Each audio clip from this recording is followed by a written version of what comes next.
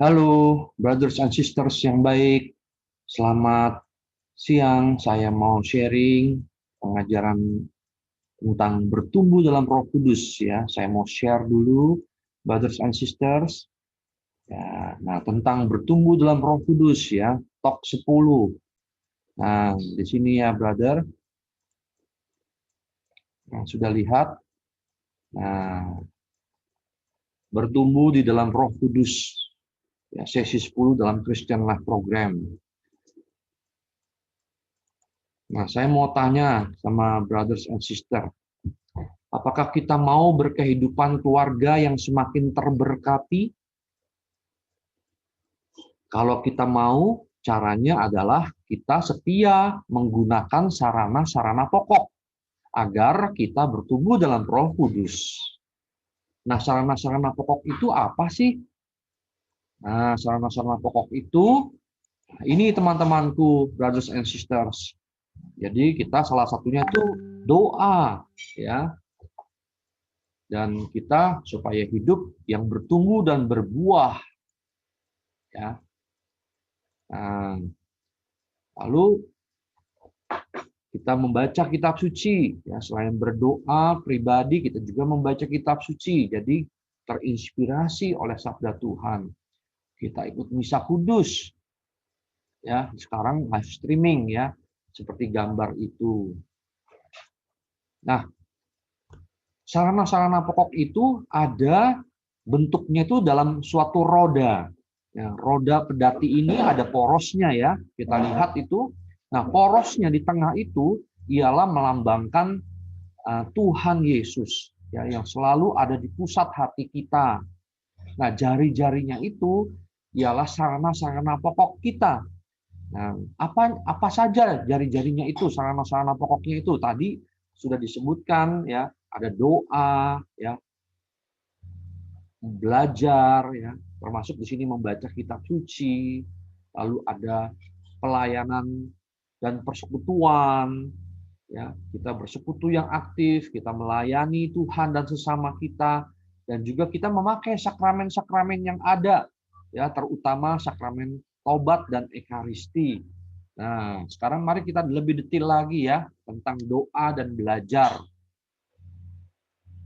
Nah, doa itu harus dipenuhi iman, kuasa doa, dan apa saja yang kamu minta dalam doa dengan penuh kepercayaan, kamu akan menerimanya.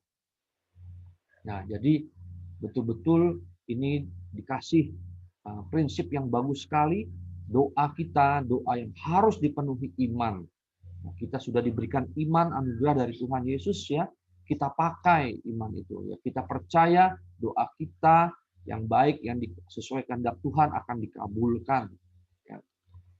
Kemudian di dalam doa itu kita juga memakai gaya, ya. Kita kalau disuruh menyanyi di dalam persekutuan, ya, kita bergerak, ya, melambaikan tangan kita agungkan Tuhan, kita lambaikan tangan kita, ya, seperti di situ ada gambar Daud, ya, itu dengan gembiranya dia melompat, menyanyi, ya, gambus dan kecapi, ya, untuk memuji dan memuliakan Tuhan, ya.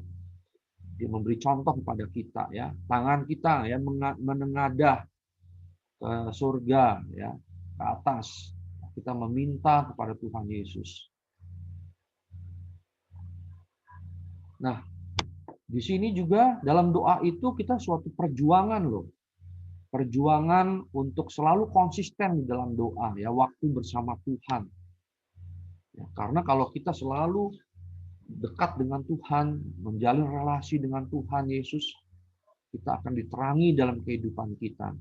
Ya, seperti wanita di dekat sumur itu, dia benar-benar, ya, mendengarkan sabda Tuhan Yesus, ya. Nah, doa itu harus dibimbing oleh Roh Kudus. Jadi bagaimana cara kita berdoa? Sederhana, berdoalah dengan cara apapun sesukamu, yang penting kamu berdoa. Itu dari sampai Yohanes Paulus 2 loh. Jadi Jangan jadi beban kita mengikuti misa kudus live streaming. Ya, kita di mana saja kita berada, kita bisa berdoa. Bahkan ada sharing dari Sister Teresia Sutaman, ya, Sister Teresia Laurel, istrinya Brother Randy. Dia masuk ke toilet ya sebelum bertemu dengan pembeli yang besar. Dia berdoa di dalam toilet kepada Tuhan Yesus, ya, minta supaya perkataannya, supaya hatinya itu juga penuh dengan hikmat, ya, supaya goal. Nah, itu ya. Jadi berdoa suatu relasi, ya, komunikasi dua arah kepada Tuhan Yesus di mana saja kita berada. Jadi tidak menjadi beban, ya, suatu hal yang sederhana seperti pengajaran dari Sister Teresia Purwadi juga katakan itu. Ya, doa itu harus terpusat pada relasi dengan Yesus. Nah, biasanya doa itu kita hanya minta kepada Tuhan Yesus. Kita tidak mau mendengarkan suaranya. Nah, Sister Teresia Purwadi katakan caranya kita mendengarkan sabda Tuhan, ya, suara Tuhan ialah dengan membaca kitab suci. Nah, itu jadi kita membaca kitab suci, mendengarkan sabdanya, dan kita menanggapinya di dalam doa. Jadi kita ada dua arah. Tetapi juga di sini, ya, ada gambar meditasi Kristiani, Suster, ya, nah, Ignacio tuh, ya, dulu di BSD, ya, di Santa Monica, dia mengajar meditasi Kristiani kepada anak-anak, ya, kepada yang dewasa juga, bahwa di dalam doa itu kita menyebutkan kata doa, kata mantra, ya. Maranatha, Maranatha. Jadi kita banyak pelanturan-pelanturan kita singkirkan, ya. Kita hanya fokus kepada kata doa itu, Maranatha, sehingga kita masuk dalam keheningan, dalam hadirat Tuhan Yesus di dalam hati kita, ya, yang dia bersemayam. Jadi itulah doa. Doa harus terpusat pada relasi dengan Yesus. Demikian juga doa rosario loh, ya. Doa rosario juga kita diajak untuk melupakan diri kita dengan kita mendaraskan doa 10 doa rosario sebanyak kali 5, itu juga kita melupakan diri kita, ya. Kita mendoakan Salam Maria penuh rahmat dan seterusnya itu, ya. Kita fokus hati kita masuk dalam hadirat Tuhan Yesus. Nah, belajar. Tadi selain doa, kita juga belajar. Belajar untuk apa? Belajar jadi murid Yesus. Nah, ada gambar di bawah menjadi murid, ya. Kita memperhatikan apa yang diterangkan oleh guru kita. Ya, bersama-sama kita belajar. Di sebelah kanan itu ada anak-anak, ya, mengenai peta bumi oleh gurunya itu yang pakai kacamata, ya. Nah, jadi belajar bersama-sama. Ya, kita juga di sini di dalam top 10, ya, nanti ada teaching, ya, sharing di dalam household kita. Nah, kita juga belajar, ya, menjadi murid, kita mendengarkan. Nah, di dalam doa kita juga membaca kitab suci, ya. Kita juga belajar, ya, membaca kitab suci. Kita ada komunitasnya, komunitas Dei Verbum, yang membaca 1 bab per hari. Ini bagus sekali apabila teman-teman brothers and sisters bisa ikut, ya, bergabung.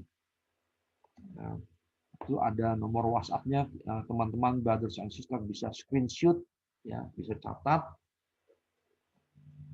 Kita bersatu dalam terang firman. Ya, kita tidak hanya membaca kitab suci saja, tetapi kita juga membaca buku rohani tentang Fransiskus dan Clara dari Assisi misalnya. Lalu dari Desi Ramadhani SY, Canisius, penerbit Canisius, mungkinkah karismatik sungguh Katolik? Ya, sebuah pencarian. Lalu Scott Hahn, ya, dari Dioma, ya, penerbit Dioma, A Father Who Keeps His Promises, seorang bapa yang setia pada janjinya. Jadi kita diajak untuk belajar. Ya. Itulah sarana-sarana pokoknya ya. Tadi kita berdoa, kita belajar, kita membaca kitab suci, ya. Kita selalu jalin relasi dengan Tuhan supaya kita bertumbuh di dalam Roh Kudus. Nah, di dalam belajar itu ya, kita harus punya buku catatan, ya, punya bolpen, ya, kita catat yang penting-penting ya. Di dalam Zoom biasa kita ada teaching ya, ada pengajaran, household. Kita ada pegangan buku catatan dan bolpen yang siap sedia. Lalu kita siapkan juga kitab suci di samping kita, karena sering ada minta dibacakan ayat sekian dari bab sekian. Kita sudah siap, ya. Dan kita bisa tanya jawab, sharing, karena kita mencatat, kita mengetahui, ya, pengajarannya yang diberikan, ya, sehingga kita bisa bertanya. Ya. Kalau kita mau bertanya, kita harus mendengarkan, kita mencatat. Ya. Di sini juga kita mendengarkan guru ya Tuhan Yesus di atas ini, dan juga kita di sini ada di dalam gedung ini kita berdoa mendengarkan pengajaran yang doa sharing, kita sungguh-sungguh mendengarkan. Kita lanjut. Nah, pelayanan dan persekutuan. Ya, pelayanan dan persekutuan. Jadi sarana-sarana pokok yang lain ialah sarana pelayanan dan persekutuan. Kita melayani dan kita diberikan karunia roh loh, karunia roh dalam pelayanan kita ya. Yaitu apa? 9 karunia. Yaitu hikmat yang di sebelah paling kanan ya, 1 Korintus bab 12 ayat 8 sampai dengan 10, roh hikmat ya. Karunia roh pengetahuan, yang nomor 3 karunia roh iman, nomor 4 karunia roh kesembuhan, karunia roh 5 ialah mukjizat, karunia roh 6 bernubuat, nomor 7 membedakan roh, 8 bahasa roh, 9 menafsirkan bahasa roh. Jadi kalau kita mendapat semuanya, kita puji Tuhan Yesus. Kalau kita belum dapat bahasa roh, tidak apa-apa, tapi kita bisa mendapatkan iman misalnya. Mungkin itu yang ingin dianugerahkan oleh Tuhan Yesus kepada kita. Ya sudah kita terima, tapi kita dikobarkan lagi, diasah lagi, dihidupkan kembali iman kita. Ya, iman itu suatu kurnia adikodrati yang membuat kita tuh menganggap benar segala sesuatu yang diwahyukan oleh Tuhan. Ya, menurut Katekismus Indonesia karangan Pastor Van der Werf SJ Almentum. Ya. Lalu ada buah-buah roh. Ya, dalam pelayanan itu karena ada karunia roh yang kita lakukan, kita akan berbuah roh. Ya, berbuah roh apa? Penguasaan diri dari nomor 9 ya, kelemah lembutan, kesetiaan, kebaikan, kemurahan, kesabaran, damai sejahtera, sukacita dan kasih. Dan paling besar adalah kasih.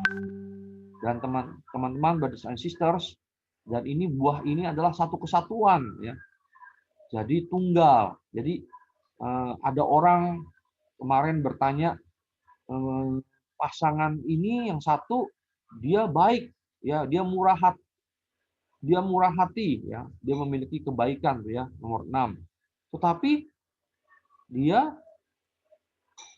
tidak setia ya, berselingkuh dengan wanita lain ya, atau pria yang lain. Nah, itu apakah dia menerima berkat dari Roh Kudus? Buah Roh Kudus itu tidak ya, karena satu kesatuan. Kalau dia memiliki kasih di dalamnya, dia tidak mungkin ada selingkuh di dalamnya. Ya, tidak mungkin ada kebaikan lalu dia berselingkuh. Ya, jadi satu kesatuan. Ya. Lalu ada karunia Roh Kudus, karunia Roh bijaksanaan, pengertian, nasihat, keperkasaan, pengenalan, takut akan Tuhan dan kesalehan. Wah, ini sudah dibahas ya oleh Katolisitas tuh dulu ya, pengajaran kita bisa lihat di YouTube ya, bagus sekali ya, pada waktu novena Roh Kudus ya, itu kita meminta kebijaksanaan, pengertian, nasihat, keperkasaan pengenalan akan Tuhan, takut akan Tuhan, dan roh kesalehan. Nah, di dalam pelayanan dan persekutuan ini, kita diajak untuk apa? Untuk menjadi misioner. Kita belajar untuk melayani, tidak hanya untuk diri kita sendiri yang sudah diberkati banyak, tetapi kita juga mengajak keluarga-keluarga yang lain, orang lain itu juga masuk dalam hadirat Tuhan, ya. Nah, sekarang seperti pesta Santo Andreas Rasul, ya, tanggal 30 November kemarin, itu diajak, ya, kita untuk merasul kepada orang lain, ya, setia sampai tuntas diselesaikan. Seperti teladan Santo Andreas, dia merasul sampai akhir hidupnya, ya. Ya, disalib yang kata huruf X, ya, silang. Dan kita diajak dalam melayani dan bersekutu itu rendah hati, memiliki sikap yang rendah hati, karena kita bisa memberikan pelayanan itu juga bersama-sama, kita karena satu tubuh, ya, di dalam komunitas Apostles for Christ khususnya. Jadi kita bukan sendiri yang hebat, tetapi itu karena dari teman-teman yang lain juga saling membantu sehingga kita semua sukses di dalam pelayanan kita, di dalam pelayanan program hidup Kristiani misalnya, ya, pewartaan kabar baik kepada sesama. Lalu kita juga bekerja sama, ya, sebagai satu tubuh, ya. Ada yang nyapu, ada yang bawa pengki, ya, seperti anak kecil itu, ya. Nah, itu. Jadi dalam pelayanan persekutuan kita diajak memiliki sikap misioner, sikap melayani sampai tuntas, ya, sikap rendah hati, sikap saling membantu, ya, karena kita satu kesatuan, ya, dalam seperti tubuh, ya. Nah, dalam pelayanan dan persekutuan ini kita diajak tidak hanya berdoa pribadi, tetapi juga berdoa bersama, ya. Kita diajak berdoa bersama-sama, kita saling mendoakan supaya kita kuat. Nah, itulah pentingnya persekutuan. Ya, melayani dan bersekutu ini tidak hanya melayani di dalam rohani saja, tetapi juga di dalam rumah tangga, sebagai ibu rumah tangga, sebagai ayah, ya, kita juga melayani, ya, melayani Tuhan untuk keluarga kita. Ya, seperti gadis sebelah kanannya ini juga dalam pekerjaannya dengan baik dia melayani, ya. Bapak yang anak muda di bawah nih, ya, dia melayani juga, bekerja dengan baik, ya. Dan suami istri, anaknya di tengah itu juga melayani, menjadi keluarga yang baik. Terus dalam perkawinan juga, ya, kita juga ikut pemberkatan di dalam misa. Tuhan hadir di sana, ya, bersama kita. Ya, kita berjanji setia sampai akhir hidup kita, ya, perkawinan kita. Kita minta kepada Tuhan Yesus yang hadir juga di situ untuk kekuatan, ya, tetap setia. Nah, melayani dan bersekutu ini contohnya juga melayani orang yang sakit, ya. Kita anak-anak kecil ini berkunjung ke orang tua, salah satu orang tua, ya, atau kakak pembina mungkin. Kita juga melayani anak-anak muda nih, ya, Kids for Christ, Youth for Christ, ya, di dalam CLP. Ya. Mungkin juga kita melayani di dalam hal absensi atau di dalam komuter lain, ya, kereta. Kita ada ibu-ibu hamil, kita bangkit berdiri, kita biarkan dia duduk, ya. Atau kita membantu teman kita yang sedang sedih, ya. Kita hibur, ya, dengan kasih dari Tuhan Yesus, ya. Atau kita di sini ada gambar, ya, kita nebeng jadi lebih asik. Jadi kita saling membantu, ya. Nggak punya kendaraan, yang satu punya kendaraan, ayo kita sama-sama ya, pergi bersama-sama, ya. Melayani dan bersekutu itu juga di dalam melayani di teaching, ya. Kemarin ini ada susulan, ya, susulan teaching, ya, dari CLP di rumah saya nih, gambar ini Brother Alex Gusyanto memberikan pengajaran, ya, tentang tobat ya, dan iman. Lalu saya memberikan pengajaran juga di sini. Lalu kita juga kontribusi ya, sumbangan kepada Kapos Vokres ya, amplop coklat. Itu juga salah satu pelayanan ya. Di dalam host meeting kita bersama-sama berdoa ya, memuji Tuhan ya. Kita bergandengan tangan dalam satu keluarga ya. Itu adalah pelayanan dan persekutuan.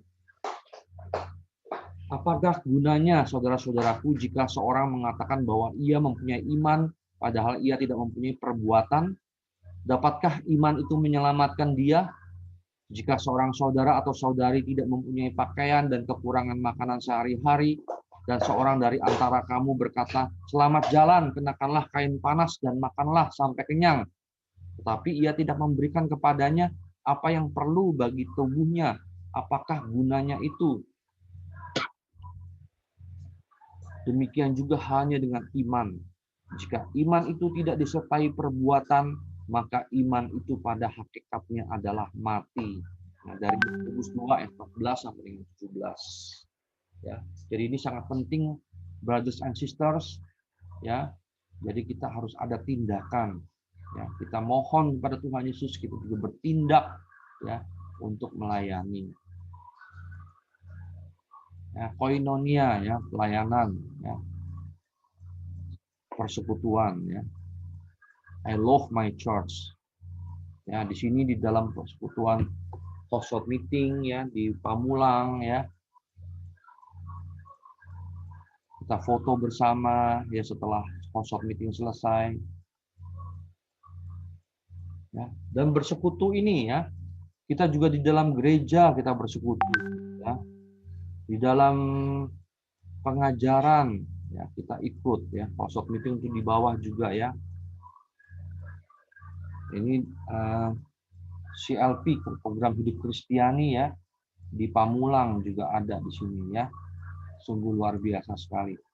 Pelayanan dan persekutuan ya, pelayanan ini ada Sister Swaning sama Brother Ansia, Monsinyur Kopongkung ya di Larantuka nih ya, untuk Angkop ya, SMK Angkop ya, di Desa Likotuden ya, di anak-anaknya ya. Kita juga melayani beasiswa kepada mereka ya, kepada anak-anak ya, pendidikan yang berasrama ya, buku-bukunya dan sebagainya. Nah, kita juga sarana-sarana pokoknya ialah sakramen. Jadi yang tadi doa dan belajar, pelayanan dan persekutuan, dan yang terakhir ini sakramen, dan terutama sakramen tobat dan sakramen ekaristi. Ya, ini di Bali ya, dia menguncurkan air aja tuh juga suci ya. Ya, apalagi kita ya dalam baptis ya. Ada 7 sakramen ya. Pembaptisan, taubat, pengakuan dosa, krisma, ekaristi, perkawinan, imamat, dan pengurapan orang sakit atau perminyakan. Ya, kita adalah satu tubuh ya. Jadi kita diajak betul-betul ya ikut di dalam sakramen-sakramen yang ada ya. Ekaristi ya. Kita ikut nih sakramen penguatan ya, anak-anak kita dukung ya. Dikuatkan lagi imannya supaya bisa merasul jadi anak-anak muda yang tangguh imannya, dan nanti sudah dewasa juga memiliki pasangan yang diberkati ya, di dalam gereja, terutama nih sini gereja Katolik ya. Ikut misa kudus ya. Nah, sekarang kita misa kudus live streaming ya. Nah, simpulannya. Jadi kita ini adalah mulai nih baru start. Ya, brothers and sisters, Tok 10 ini bertumbuh dalam Roh Kudus itu sudah mendapatkan pengajaran bagaimana kita bisa bertumbuh, yaitu dengan cara kita setiap hari kita berdoa, kita membaca kitab suci, kita belajar ya, tidak hanya kitab suci tetapi buku rohani yang lain atau buku-buku pengembangan kepribadian yang lain yang bagus-bagus ya. penerbitnya dan imprimaturnya juga yang bagus ya. Karena banyak juga buku yang kurang bagus ya. Jadi harus hati-hati, yang ada imprimaturnya yang resmi dari gereja dan yang bagus ya, pembicaranya penulisnya. Lalu kita ini baru start ya. Kita belajar, kita setiap hari kita melayani, bersekutu yang aktif, kita memakai sakramen-sakramen yang ada ya, terutama tobat dan ekaristi. Seperti bayi ini ya, kita masih baru permulaan nih. Ya, nanti setelah itu kita lakukan setiap hari dengan konsisten ya, dengan pertolongan rahmat Roh Kudus, kita nanti akan berbuah banyak ya, seperti anggur itu ya. Nah, buahnya itu banyak ya, bererot ya. Jadi manis ya, dinikmati oleh sesama kita. Oke, demikian pengajaran saya. Selamat berakar, bertumbuh, dan berbuah. Ikuti sesi yang berikut, yaitu apa? Kehidupan dan perutusan Couples for Christ. Ya, top 11 ya. Mau habis ya. Kehidupan dan perutusan Couples for Christ. Oke, bye dari Willy.